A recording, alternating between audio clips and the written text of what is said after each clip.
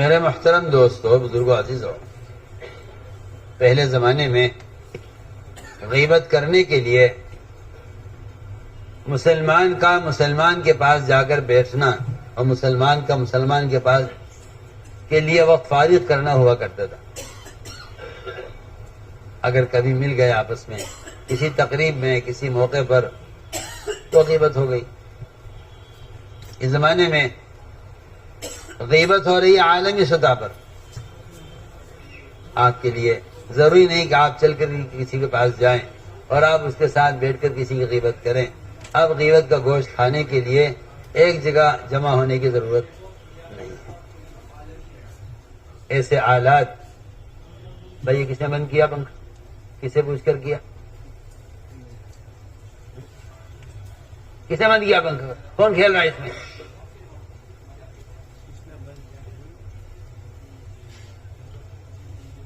یا بیٹھ کے کھیلتے رہتے ہو؟ تو میں نے عرض کیا کہ حالات ایسے ہیں اس زمانے میں کہ آپ کو غیبت کرنے کے لیے کہیں جانے کی ضرورت نہیں ہے۔ پہلے غیبت دو چار کے درمیان ہوتی تھی، اب امت کا لاکھوں کا مجمع ایسا ہے جو ایک فرد کی غیبت میں مشغول ہے۔ پہلے دو آدمی مل کر ایک آدمی کا گوشت کھاتے تھے، اب لاکھوں آدمی مل کر ایک آدمی کا گوشت آسانی سے کھاتے ہیں۔ آپ کو یہ دھوکہ لگا ہے کہ اللہ نے سہولت کی چیز دی ہے۔ میں کہتا ہوں اللہ کی قسم، غیبت کی سہولت، تہمتیں لگانے کی سہولت، جھوٹی خبریں پھیلانے کی سہولت، یہ سارے شیطانی کاموں کی سہولت ملی ہے اس آلے سے۔ اس سے سب سے زیادہ غیبت اس کے ذریعے ہوتی ہے۔ آپ ایک ملک میں بیٹھے ہیں، دوسرا آدمی دوسرے ملک میں بیٹھا ہے، آپ دونوں آپس میں ایک مسلمان کی غیبت کرنے میں برابر شریک ہیں۔ بتائیے ہے یا نہیں؟ آپ کو ضرورت نہیں کہ آپ غیبت کے لیے کسی کے پاس چل کر جائیں، نہیں، اپنے گھر بیٹھو غیبت کرو۔ آدمی تنہا بیٹھ کر غیبت کرتا ہے۔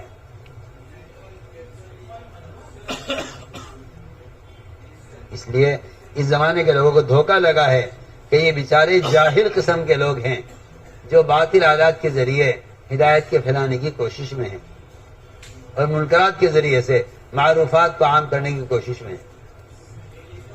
حالانکہ جو ذرائع معصیت کے ہوتے ہیں ان سے نیکی کے آنے کی کوئی امید نہیں کرنی چاہیے۔ حالات اور ذرائع معصیت کے لیے اس سے ہدایت کے ملنے کی امید کرنا دین کے ساتھ کھیل کرنا ہے۔ تو ہم نے عرض کیا کہ غیبت یہ ایک ایسا اجتماعی گناہ اس زمانے میں بن گیا ہے کہ میں سمجھتا ہوں شاید کوئی گناہ اتنا اجتماعی نہیں ہوتا جتنا غیبت کا گناہ اجتماعی ہوتا ہے۔ اور غیبت صرف زبان سے نہیں ہوتی بلکہ آنکھ کے اشارے سے بھی غیبت ہوتی ہے۔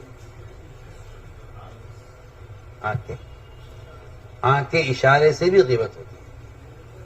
جو بات آپ زبان سے کہنا چاہتے ہیں، اگر آپ نے زبان نہیں کھولی اور آپ نے آنکھ کے اشارے سے اپنی بات سمجھا دی یا اشارہ کر دیا تو آپ نے زبان سے آپ کے کو غیبت کرنے کا گناہ ملے گا، حالانکہ آپ نے اس کے لیے زبان استعمال نہیں کی۔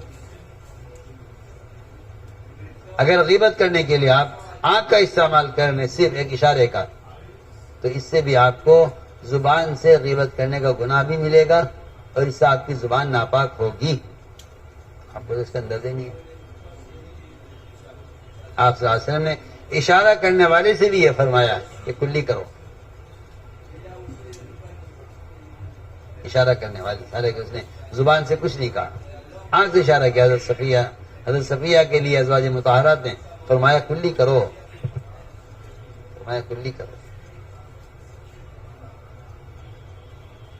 اگر ہم یہ واقعات نہ سنیں تو ہم تو بھول بھی جائیں گے غیبت کسے کہتے ہیں، حالانکہ زنا سے بڑا گناہ ہے۔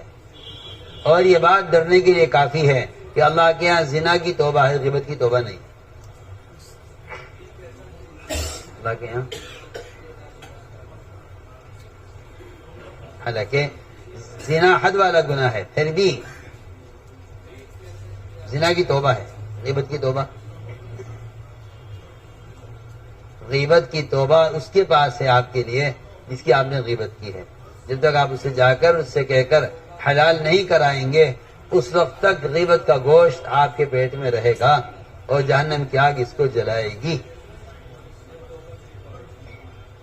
آپ جتنا چاہے استغفار کر لیں، جتنا چاہے رو لیں اللہ کے سامنے، جتنی چاہے آئندہ نہ کرنے کا عزم کر لیں، غیبت تو گناہ معاف نہیں۔ جب تک آپ، حالانکہ لوگوں کو شرم آتی ہے کہ بھائی کیا کریں، ہم نے تو غیبت چھپ کے کی تھی، اب جا کے اس کی زبان تم کو کیسے کہیں کرنا آپ کی غیبت کی۔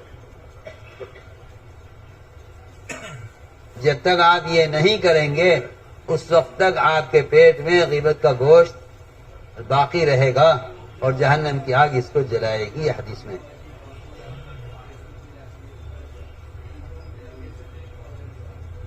جہنم کی آگ اس کو، حدیث میں۔ جب تک آپ غیبت جس کی ہے اس سے جا کر اس کو اطلاع کر کے اس سے آپ حلال نہیں کرا لیں گے اس وقت تک یہ گوشت آپ کے ہاتھ پیٹ سے نکلے گا نہیں۔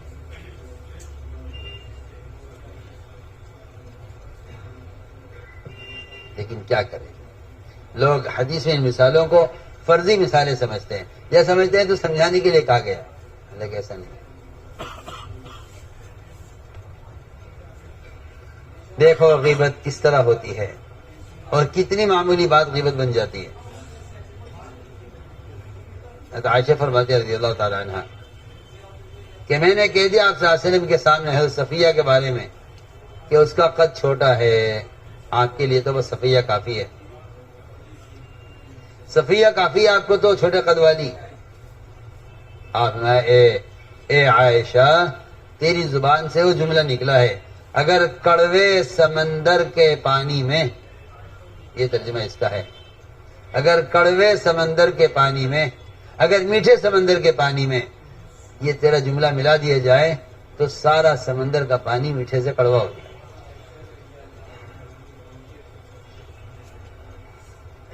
اگر یہ ترجمہ کیا جائے کہ اگر یہ تیرا جملہ سمندر کے پانی ملا دیا جائے تو وہ کڑوا ہو جائے، سمندر کے پانی تو ہوتا ہی کڑوا ہے۔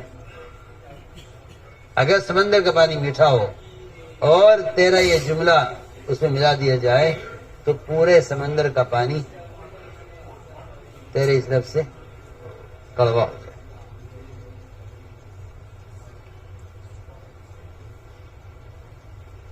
اس لیے حدیث میں آتا ہے کہ بد اخلاقی کا ایک جملہ اور بیجا غصہ، حدیث میں آتا ہے کہ بیجا غصہ یہ شہد کی حلاوت کو، ایمان کی حلاوت کو ایسا ختم کر دیتا ہے جس طرح ایلوا شہد کی مٹھاس کو ختم کر دیتا ہے۔ صحیح حدیث ہے۔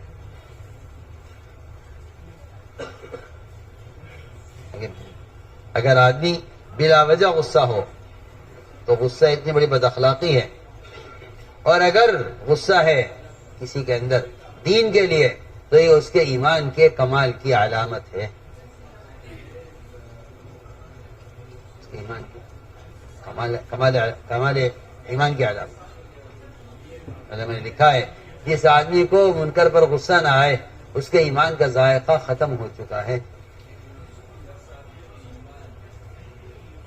اس کو منکر کو دیکھ کر غصہ نہ آئے اس کا ایمان کا ذائقہ ختم ہو چکا ہے۔ اور اگر کسی کو بلا وجہ غصہ آئے تو بلا وجہ کا غصہ کرنے والا اس کے ایمان کی حلاوت اس طرح ختم ہو جاتی ہے جس طرح ایلوا شہد کی حلاوت کو، مٹھاس کو ختم کر دیتا ہے۔ آپ نے فرمایا کہ عائشہ ایسا جملہ تو نے کہہ دیا ہے، صرف لنگڑے کو لنگڑا کہنا یا چھوٹے قد والے کو چھوٹا قد والا کہنا، یہ جملہ بھی ایسا ہے کہ اگر تیرا یہ جملہ ملا دیا جائے میٹھے سمندر کے پانی میں تو سارا پانی کڑوا ہو جائے۔ حضرت عائشہ فرماتی ہے کہ میں نے آپ کے سامنے کسی کی نقل اتاری، کسی کی آواز میں آواز بنا کر یا کسی کے چلنے میں اس کی چال کی نقل اتارنا، آپ نے فرمایا کہ مجھے یہ بات پسند نہیں ہے کہ میرے سامنے کسی کی نقل اتاری جائے، اگرچہ مجھے ایسا کرنے میں ساری دنیا مل جائے یا مال کثیر مل جائے۔ ایک روایت میں ہے کہ حضرت صفیہ کی سواری بیمار ہو گئی،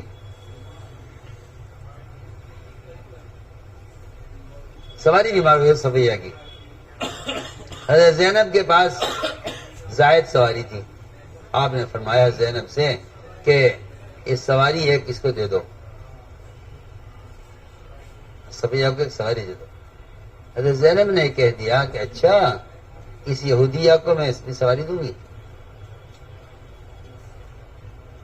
بس اتنا کہا، آپ کو غصہ آ گیا اور آپ نے ان سے بول چال بند کر دی۔ ذوالحجہ کا مہینہ، محرم کا مہینہ اور سفر کا مہینہ، بعض روایتوں میں 2.5 مہینے، بعض روایتوں میں 3 مہینے، آپ ان سے بات چیت نہیں کی، یہاں تک کہ یہ مایوس ہو گئی اس بات سے کہ آپ ان سے بات کریں گے۔ ایک روایت میں ہے کہ میں نے ایک عورت کے بارے میں کہہ دیا کہ یہ اس کا تو دامن لمبا ہے، کرتے کا دامن لمبا ہے، عیب بیان کر دیا۔ آپ نے فرمایا اے عائشہ جلدی کل تھوک تھوک، تو کہتے ہیں میں نے جو تھوکا تو میرے تھوک میں گوشت کا ٹکڑا نکلا، تھوک میں کچا گوشت، کچے گوشت کا ٹکڑا نکلا میرے منہ سے۔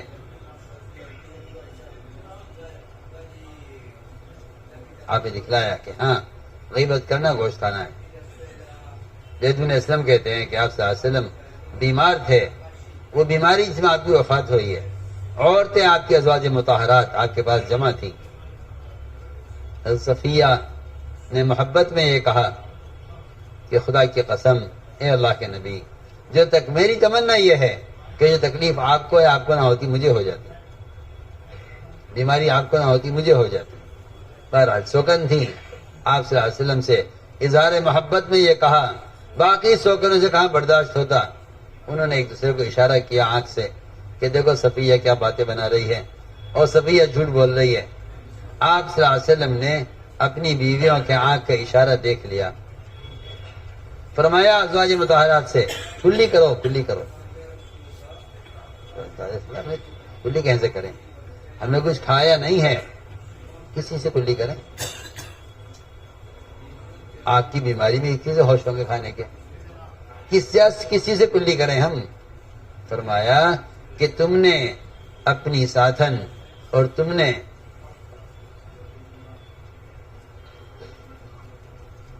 صفیہ کی غیبت کی ہے، حالانکہ زبان سے کچھ نہیں کہا، ان کی بات پر آنکھ سے اشارہ کیا کہ یہ جھوٹ بول رہی ہے۔ فرمایا صفیہ اپنی بات میں سچی ہے، اور فرمایا ان سے کہ تم کلی کرو۔